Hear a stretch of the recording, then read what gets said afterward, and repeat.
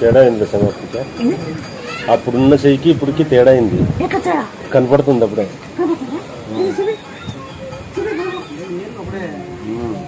అప్పుడు డిఫరెన్స్ అట్లా.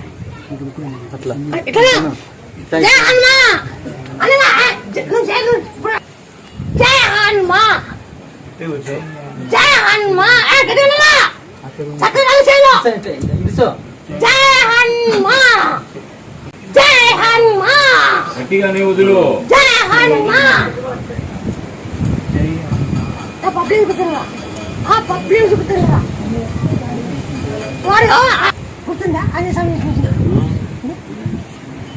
ఎన్నిసార్లు వచ్చినా ఎన్నిసార్లు వేసినావు